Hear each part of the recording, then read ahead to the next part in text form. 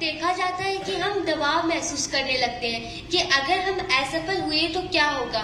तो मेरा सवाल आपसे बेसिकली यही था कि हम इस प्रकार की सिचुएशन से कैसे बाहर आए।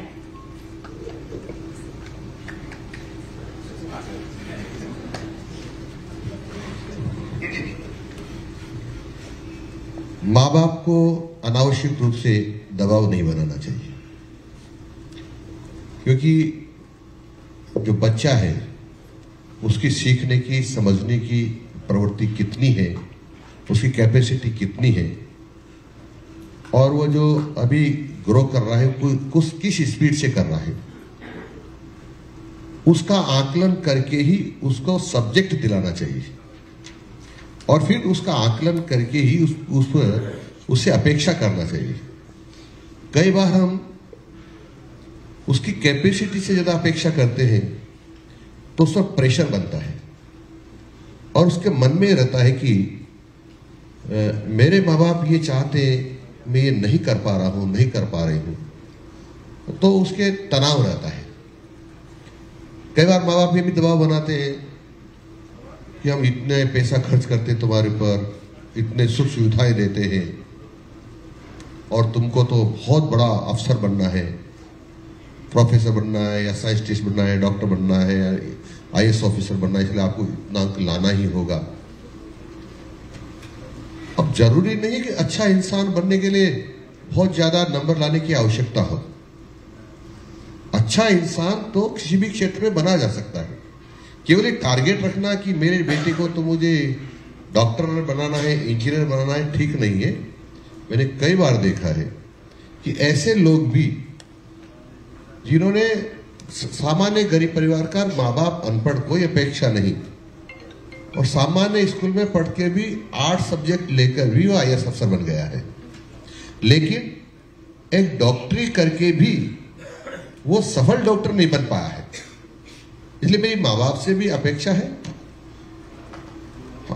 जो उसको पढ़ा रहे हैं उनसे भी अपेक्षा है कि वह भी उसको बहुत ही ज्यादा, कई बार टॉर्चर कर, बार बार परीक्षा लेते हैं, और बार बार परीक्षा लेते हैं कि भाई तेरा रैंक तो ये चल रहा है, तेरा रैंक तो नीचे आ गया है, तेरा रैंक ऊपर आ गया है। और वो फिर माँ बाप को भी पता चलता है कि मेरे बेटे का रैंक क्या है। जिनको पता चलता है कि बेटे का रैंक नीचे आ रहा है तो बेटे पे दबाव बनाते हैं, और पढ़ो, ठीक पढ़ो, इतने बजे उठना चाहिए, तुम 4 घंटे पढ़ते हो, उसको 8 घंटे करो, तो अनावश्यक रूप से दबाव बनता है। इसलिए बच्चों से भी मेरी अपेक्षा है, अपने शुरू से में ही माँ बाप को समझाए कि मेरी रुचि इसमें है। यदि वो समझेंगे, और मैं तो यही करना चाहता हूं, तो मैं समझता हूं कि काफी ठीक रहेगा। फिर भी बच्चों को किसी प्रकार का तनाव नहीं लेना चाहिए।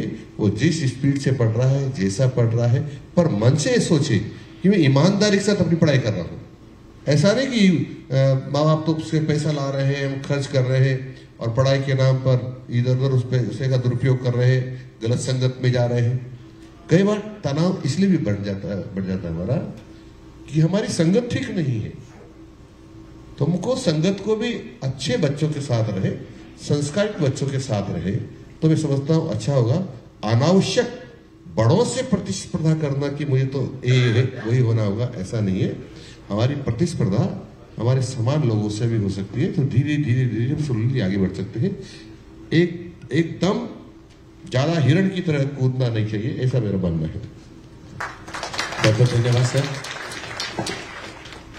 एक और हमारी रूपल आदर्श नगर से हैं, और वो सचिव सर से एक सवाल लेना चाहेंगी। जी Rupal. Sir, I am Rupal Aswal of MTGS Adarsh Nagar. Sir, मैं आपसे एक सवाल पूछना चाहती थी। एक्चुअली ये मेरी थिंकिंग से है कि महात्मा गांधी भी ऐसा बोलते थे कि education is all about the overall development of personality.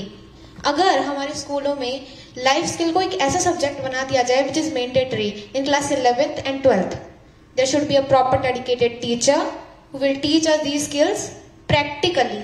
तो ये हमारे लिए फायदेमंद होगा कि हम इस एज में ऐसी स्किल्स सीख जाएं और एडवांसमेंट की तरफ आगे बढ़ें। तो आपका क्या ख्याल है इसमें?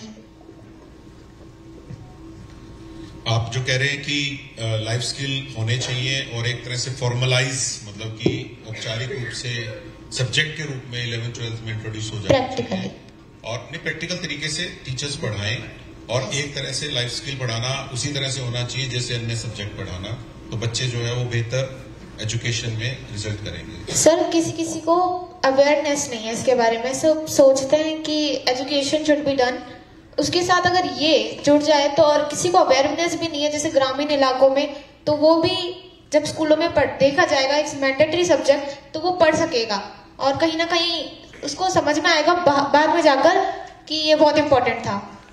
ओके, मैं इसका आंसर करने की कोशिश करता हूं।